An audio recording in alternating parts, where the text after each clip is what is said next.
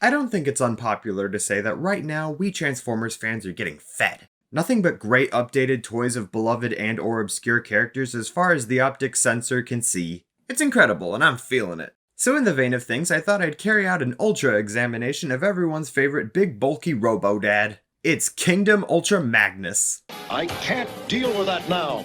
Now, most people remember Ultra Magnus for being the strong, stoic surrogate leader in the 1986 Transformers movie. The one who had the position of Autobot leader thrust onto him after the abrupt death of Optimus Prime, leaving him to deal with the existential turmoil of an entire planet coming to eat the entire Transformers species. Not even one day into the job and already he had news that his homeworld was getting destroyed, and we all clown on him for not being able to deal with that.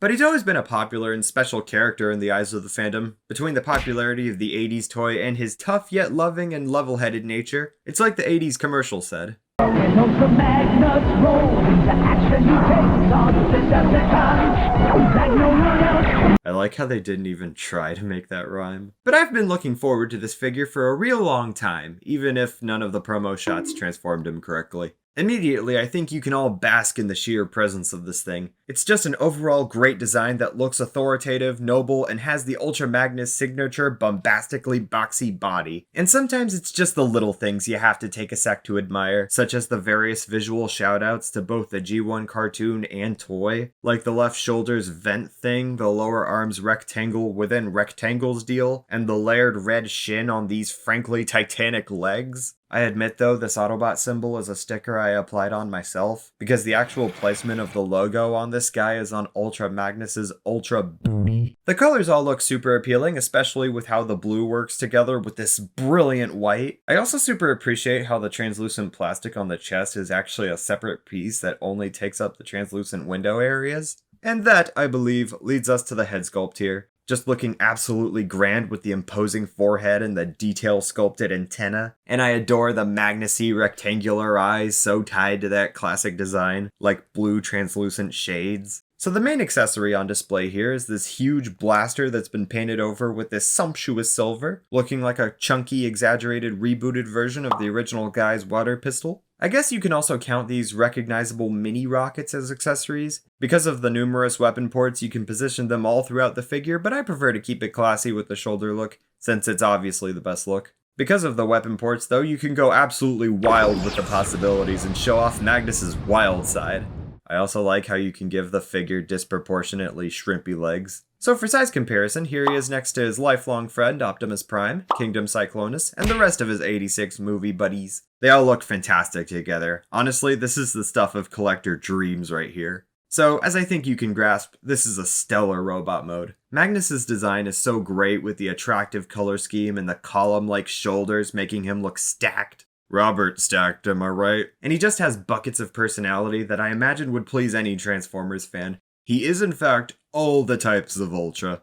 Now taking off his armor and performing some minor tweaks allows you to access this very lovely base figure hiding inside all the bulk. I guess this is regular Magnus? I actually love that they included this. It's such a fun homage to the original figure's white Optimus Prime robot mode, because I think that's sort of what Ultra Magnus was maybe intended to be with his original figure, an average size robot upgraded with armor to form a huge super robot. The smaller white robot mode is almost never seen in fiction, which, you know, I can't blame any of the media for not including this, but still, it's a fun little callback all the same. All the splendid articulation from the robot mode is still intact here, and he can still wield the massive silver blaster. And the head sculpt looks every bit as great as Prime's, and I'm just drawn to the red eyes. I kind of love it when Autobots have red eyes, honestly. It's also worth mentioning how it isn't just a straight up white version of Earthrise Optimus Prime. It's Magnus's own thing. It's like if Optimus Prime had a dad bod. And because he shares some parts with Siege Ultra Magnus, there are points where the sculpting goes absolutely wild, like the shin vents and the shoulder bolts. So all around, this is a really tidy Ultra Magnus robot mode. I feel like the white does a great job bringing out all the exuberant sculpted detail, and it makes me feel strangely nostalgic for the days when most Ultra Magnus figures were white Optimus Primes. It just goes to show how far we've come now that we have an Ultra Magnus figure that actually looks like Ultra Magnus, and also just how spoiled we've become.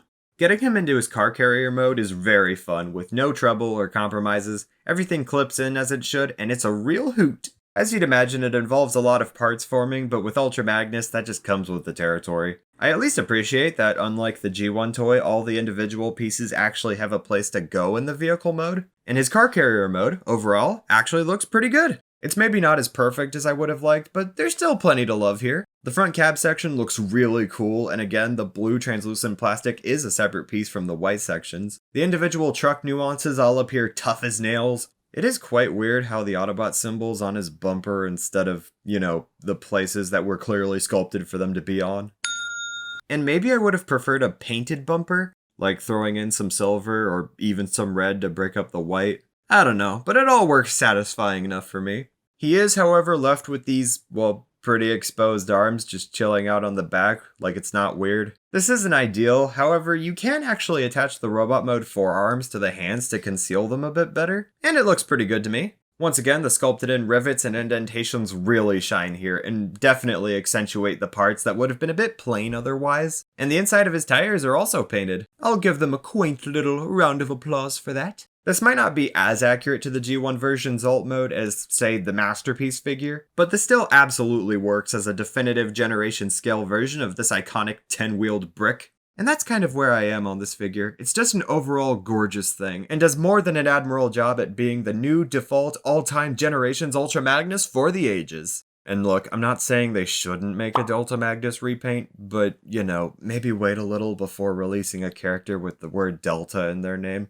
For, reasons. The White Optimus robot mode is a cute callback. The main robot mode is one of the greatest things I've ever seen. The transformation is super enjoyable, and the alt mode, while maybe not being the best version of itself, it's still ultimately satisfying, allowing this figure to sit real pretty. So many of the recent later class figures have just been so great, and this is more than a worthy Ultra Magnus. Ultra indeed.